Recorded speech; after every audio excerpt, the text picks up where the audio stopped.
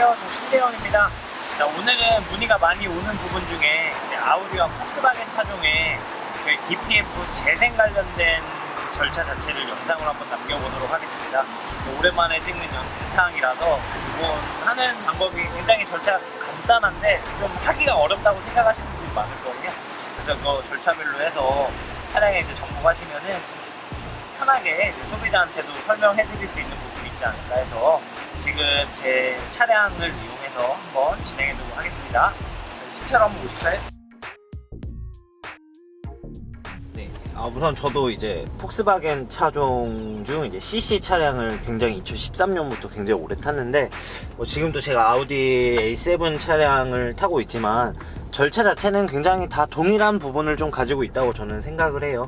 그래서 우선 이제 DPF 같은 경우 저희 이제 폭스바겐 차종이 지금은 이제 판매하고 있지 않지만 예전에는 디젤 차량의 비중이 80%가 넘을 정도로 많이 판매가 됐기 때문에 아직도 이제 일반 업체에 이제 DPF 막힘 및 뭐 EGR 교체, 배기가스 관련된 어떤 고장으로 인해서 입고가 많이 되는 편이거든요. 그래서 이 절차 자체가 요즘에는 대부분 이제 차량에서 DPF를 탈거해서 어떤 클리닝 작업을 많이 하고 어떤 리셋 작업을 많이 해주기는 하지만 말 그대로 이제 진단 시스템에서 강제 재생을 원하시는 분들도 굉장히 많으시거든요.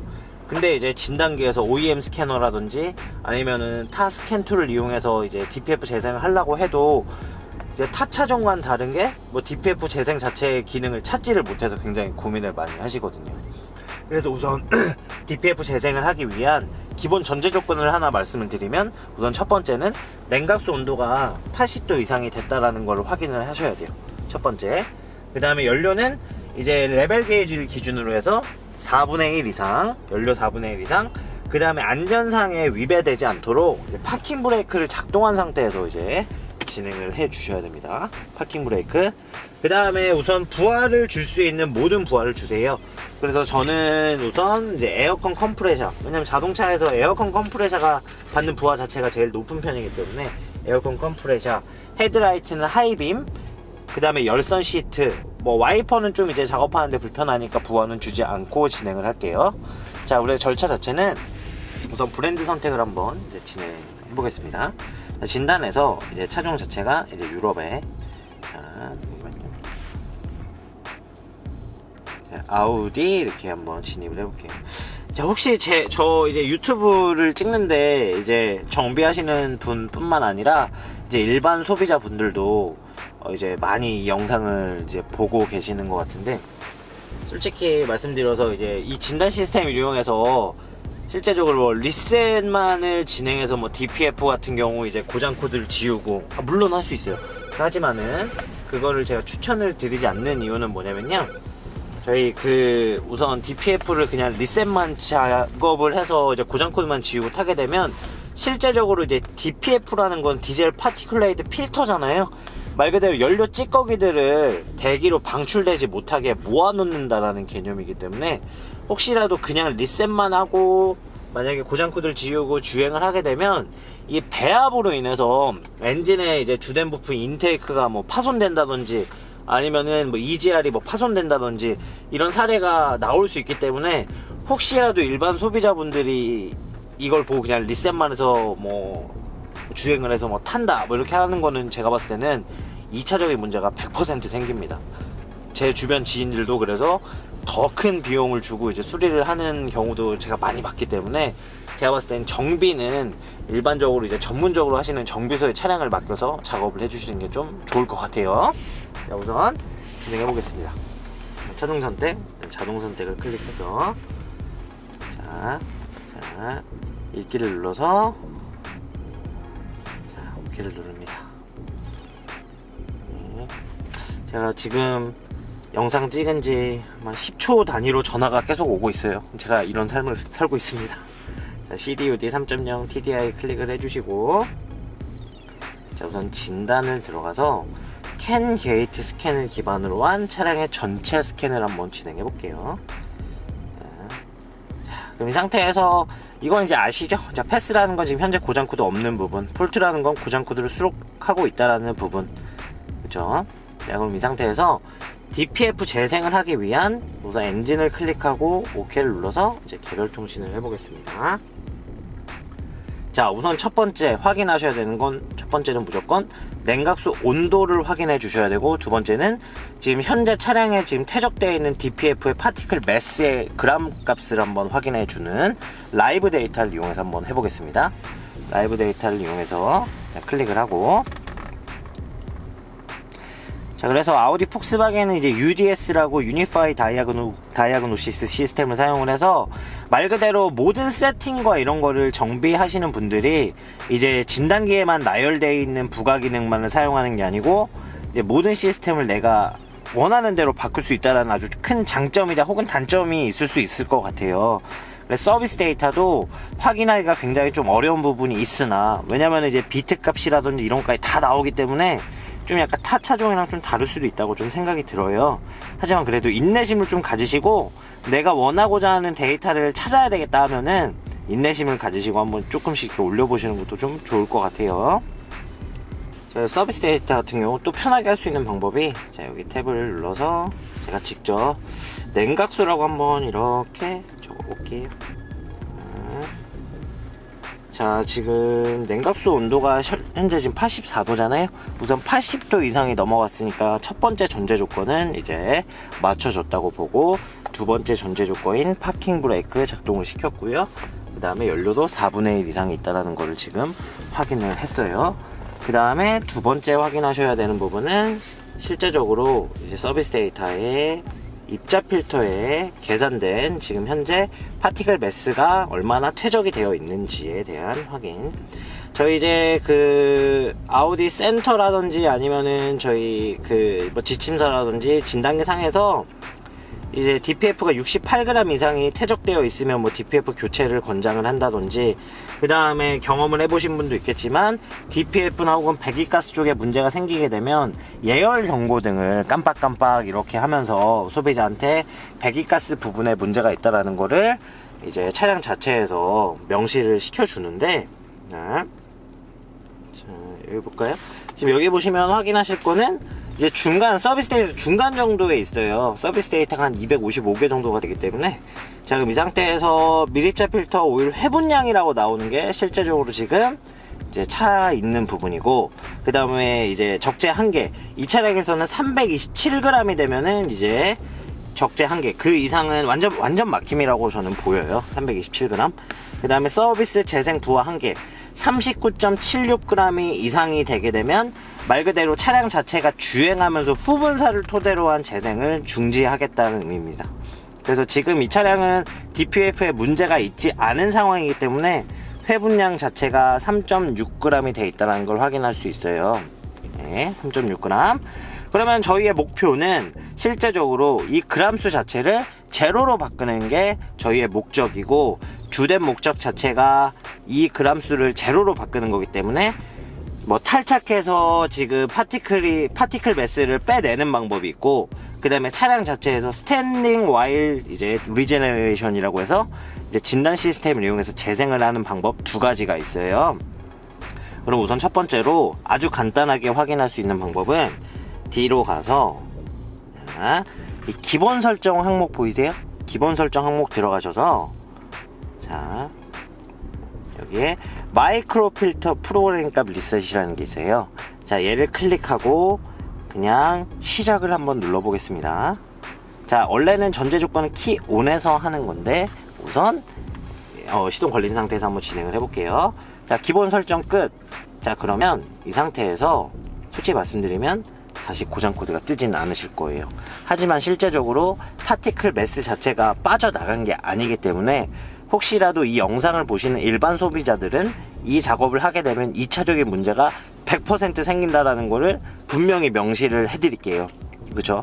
저도 왜냐면은 실제적으로 제가 파샤트 CC라는 차량을 굉장히 오래 탔는데 실험을 굉장히 많이 하는 스타일이거든요. 아, 이렇게 되면 어떤 증상이 나올까?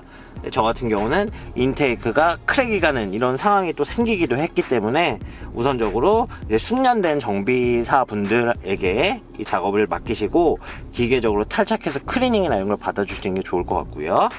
그러면은 방금 했던 마이크로 필터 프로앵클 리셋을 토대로 해서 실제적으로 서비스 데이터가 제로로 바뀌었는지 제가 지금 한번 확인해 보겠습니다. 자, 그럼 여기에 값이 지금 다 제로로 바뀐 거, 회분량이 지금 다 제로로 바뀌고, 여기에는 뭐 똑같죠. 아까 39.76g이었는데 이제 재생 부하계가 49로 바뀌었다. 이 상태가 되게 되면 실제적으로 고장 코드는 소거가 되나, 이건 말 그대로 저희가 소프트웨어를 이용해서 기계적인 걸 약간 데이터를 속인 거잖아요. 그래서 실제적으로는 2차적인 문제가 생길 수가 있다라는 걸 꼭 해주시고, 요 작업만 하실 거면 분명히 클리닝 작업이라든지 건식 혹은 습식을 이용해서 탈착 클리닝을 해야 된다는 걸 강조를 해드리고, 자, 이 상황에서 이제 두 번째 방법인 실제적인 차량에서 이 RPM을 높여서 재생하는 서비스 재생 모드를 설명드리겠습니다. 왜냐면 요즘에는 진단 시스템에도 강제 재생이라는 게 저희 현대기아 차종도 아직까지는 현대기아 차종은 좀 존재를 하고 있지만, 유럽 차종 같은 경우는 재생 모드로 진입을 하고 주행을 해야만이 재생이 되는 차종이 많지만, 유일하게 이제 아우디 같은 경우는 이제 스탠딩 와일 리제너레이션이 되는 유일한 차종 중에 하나예요. 그럼 이 상태에서 얘는 재생을 하기 위해선 엔진 컴퓨터에 이제 허락을 맡아야 돼요. 뭘 이용해서? 세큐리티 액세스라고 하는 번호를 이용해서 합니다. 그럼 이 상태에서 세큐리티 액세스를 눌러서, 자, 여기 빵빵빵빵빵 있는데 얘를 지우고 5개만 지울게요. 넷, 5. 여기에다가 로그인합니다. 2, 7, 9, 7, 1. 요 값이 말 그대로 나 이제 DPF 재생을 좀 할 거니 승인을 해줘라고 하는 세큐리티 액세스의 로그인 번호라고 생각하시면 되고, 얘는 2.0인 A4, 뭐 A5, A6, 3.0, 뭐 A7, A8, T91, CC 다 동일하다고 저는 생각을 하고요. 자, 이 상태에서 2797 하나를 로그인 번호로 OK를 눌러주시면 여기에 로그인 OK라고 뜰 거예요. 자, 로그인 OK라고 뜨면 너 이제 재생하는 걸 내가 허락하겠다라는 거예요. 자, 그 대신 아까 말씀드렸던 전제 조건인 냉각수 온도 80도 이상, 연료 4분의 1, 그 다음에 파킹 브레이크 작동, 전 부하를 주지 않으시면은 컴퓨터는 바로 재생을 중단시킬 거예요. 자, 그럼 이 상태에서 로그인을 하시고 기본 설정으로 들어가시면 여기 보면 마이크로 필터 서비스 리제너레이션이라는 게 보이실 겁니다. 얘를 클릭을 하고, 자, 시작을 누르면, 자, 이 비활성 이렇게 나오시잖아요, 그죠? 이거 중요해요. 브레이크를 한번 밟으시는 거예요. 자, 브레이크를 밟고 브레이크 띄고 그 다음에 풀악셀 띄고, 그러면 여기 화면에 활성이 되고 계기판의 예열불이 지금 깜빡깜빡 하고요. RPM은 1500으로 지금 고정이 되죠? 그쵸? 아, 2000rpm까지는 올라가네요, 그죠? 이게 1500에서 2000rpm 차종마다 틀리나, 얘가 이렇게 되게 되면 DPF의 전단차, 후단차, 그 다음에 배기가스, 말 그대로 터보차저에서 나오는 온도, 그 다음에 DPF 전단 온도를 기반으로 해서 약 30에서 40분 정도 재생을 진행을 할 거예요. 이렇게 하게 되면은 실제적으로 말 그대로 이제 컴퓨터가 인식하는 이제 차압이 맞다, 말 그대로 DPF의 이제 슈트매스가 빠져나갔다 인식하게 되면 자동으로 RPM이 다시 800rpm까지 떨어지면서 예열불이 이제 소등이 되겠지만은, 전 솔직히 이 방법을 크게 추천드리고 싶지는 않습니다. 왜냐면은 제가 이제 폭스바겐 차종 중에 이제 페이톤 혹은 Q7 이런 차종 같은 경우 요 방법을 토대로 해서 재생을 하고 출고를 하면 실제적으로 한 달도 못 타서 다시 DPF 막힘으로 해서 이제 차량을 재입고되는 상황을 굉장히 많이 봤기 때문에, 이 방법은 이제 방법의 일환 중에 하나를 제가 설명을 드린 거고요. DPF가 만약에 태정량이 많이 없고 그냥 예방정비 차원에서 한다면 좀 추천을 드리지만, 디젤 파티클 필터에 말 그대로 이제 슈트매스가 많이 차있는 차량 같은 경우는 탈착해서 클리닝하고 그 다음에 이 진단 시스템을 이용해서 리셋하는 거를 굉장히 좀 추천을 드릴게요. 그래야 이제 차량에 관련해서 소비자와 정비사 간의 마찰도 좀 줄어들 수 있을 것 같다는 생각을 하기 때문에, 그래서 다시 한번 제가 DPF 재생하는 절차, 강제 재생하는 절차를 두 가지 방법을 정리해서 설명을 드리면, 첫 번째, 전제 조건은 냉각수가 80도 이상이 돼야 된다는 조건 하나, 파킹 브레이크의 작동, 안전상의 위배가 되지 않게, 그 다음에 차량의 모든 부하를 준 상태에서 연료는 4분의 1 이상이 있어야 된다는 전제 조건은 무조건 어떤 차종이든 동일합니다. 그 다음에 두 번째, 이제 우선 진단 시스템에 이렇게 들어오게 되면 세큐리티 액세스라는 걸 이용해서 2797 하나로 DPF 재생을 엔진 컴퓨터한테 승인 받아야 된다라는 조건 두 번째가 있고요. 승인이 되게 되면 이제 저희 기본 설정 항목으로 들어가셔서 마이크로 필터 리제네레이션을 이용해서 그 항목을 진행을 해주시고, 우선 그게 한번 어떻게 보면은 메뉴가 이제 진입을 해서 얘가 승인을 안 해서 좀 튕길 수가 있어요. 다시 빠져나온다든지 뭐 안전상의 이유로 뭐 위반해서 이 작업을 중단한다 이렇게 나올 수 있어요. 그럴 때는 진단 시스템을 이제 엔진 통신 오픈을 이제 끊고 다시 재통신을 해서 시동을 껐다가 다시 키는 파워 리셋을 진행한 다음에 방금 절차를 다시 진행하시면 돼요. 또 이제 정비하시는 분들의 특성 자체가 한 번 안 되면 안 되나 보다 이렇게 또 어떻게 보면 인정하는 이런 습관이 있어서 제가 봤을 때는 한 번 재시도를 하면 된다라는 걸 또 강조를 드리고, 자 이렇게 진입이 되게 되면 이제 비활성이라는 글자가 나오면 브레이크를 한번 밟고 그 다음에 브레이크를 띄고 악셀레이터를 풀로 한번 밟아주고 뛰게 되면 RPM이 이런 식으로 2000rpm으로 고정이 되고 이렇게 예열불이 깜빡깜빡 할 거고요. 약 시간은 30에서 40분 정도 이제 진행하게 되면 자동으로 이제 RPM이 안정화를 찾을 거예요. 그러면 재생은 완료가 되는 겁니다. 그 다음에 이제 두 번째 방법은 아까 기본 설정을 기반으로 한 마이크로 필터 프로그래밍 값 리셋을 토대로 해서 실제적인 기계적인 작업은 탈착해서 클리닝을 하고 난 다음에 무조건 해주셔야 돼요. 그냥 리셋만 하게 되면 2차적인 문제가 생긴다라는 걸 꼭 알기 때문에 혹시 진단 시스템을 이용한 일반 소비자들은 제가 봤을 때는 좀 이 작업 자체를 하지 않으셨으면 좋겠어요. 이제 숙련된 정비사 분들한테 차량을 맡기시는 게 좋을 것 같아요. 클리닝 후에. 그래서 마이크로 필터 프로그래밍 리셋을 토대로 한 이 차량의 지금 ECU 말 그대로 엔진 컴퓨터에서 인식하고 있는 그람수 자체를 이제 제로로 바꾼다. 그 다음에 고장수를 소거한다. 이 방법. 그래서 말 그대로 아우디 폭스바겐의 입자 필터 재생에 관련된 부분은 이 두 가지로 요약할 수 있을 것 같습니다. 저도 지금 저는 이제 끌 거예요. 끌 건데 얘는 말 그대로 이제 2000rpm 혹은 1500rpm에서 한 30에서 40분 정도 재생을 진행한다라는 부분을 꼭 강조를 해드리고 싶어요. 현장에서 좀 문제 없이 작업을 할 수 있으셨으면 좋겠어요. 하루에도 약간 거짓말을 보태면 10건 이상 저한테 문의가 옵니다. 전국에서. 지금 뭐 아우디 어떤 차종이 입고되고 예를 들어서 뭐 폭스바겐은 어떤 차종이 입고되고 했는데 입자 필터에 관련된 부분에서 지금 애로사항이 굉장히 많다.